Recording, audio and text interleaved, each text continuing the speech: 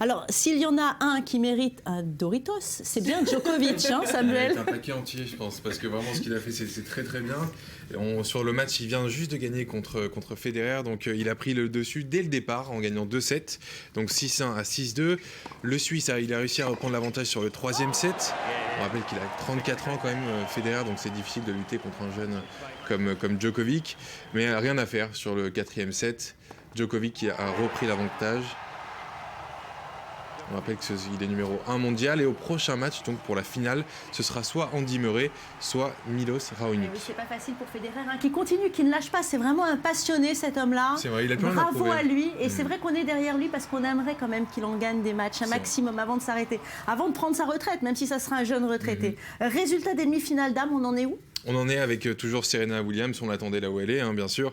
Donc elle a gagné contre Radwanska, donc un match relativement facile quand même, avec un premier set 6-0 et un deuxième set 6-4. Ce sera la 7e finale pour Serena, pour l'Open d'Australie, et on va l'écouter d'ailleurs juste après sa victoire. Je suis tellement excitée de participer à une autre finale. C'est une nouvelle exceptionnelle pour moi. J'ai vraiment eu l'impression de jouer un bon tennis. J'arrive pas à le croire.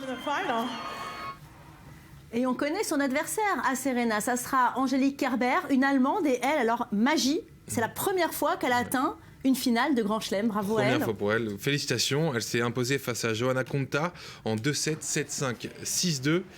Donc elle est restée quand même solide jusqu'au bout. Elle est classée numéro 6 quand même mondialement, donc c'est pas mal. Et il faut rappeler que donc elle va affronter Serena. Il faut rappeler que Serena, elle n'a jamais perdu une finale à l'Open d'Australie. Donc il va falloir être courageuse. Il faut qu'elle soit courageuse. Donc bon courage à Kerber. Hein. Ouais, on va écouter Kerber juste après sa victoire. Je pense vraiment être prête. J'ai eu des hauts et des bas, mais cette finale arrive au bon moment de ma carrière parce que j'ai acquis beaucoup d'expérience ces dernières années. J'ai battu les meilleures joueuses. Je suis moi-même une des meilleures joueuses mondiales. Alors hier, c'était la journée internationale dédiée à la mémoire des victimes de l'Holocauste. Notre émission y était consacrée, mais aujourd'hui, Samuel, vous avez voulu nous faire découvrir une grande sportive qui a justement échappé à l'Holocauste. Regardez. Du haut de ses 95 ans, Agnès Keleti est la championne olympique la plus vieille encore en vie. Sa souplesse est restée intacte, tout comme ses souvenirs d'une période sombre, où elle a dû échanger son identité juive avec celle d'une jeune femme de maison chrétienne dans un village hongrois, pour échapper à l'Holocauste. J'étais Agnès Klein. Piroska Juhas était la femme de maison et j'ai échangé mes habits et mes papiers. Bien sûr, elle n'avait pas besoin de papiers car il suffisait de la regarder pour savoir que c'était une bonne petite chrétienne.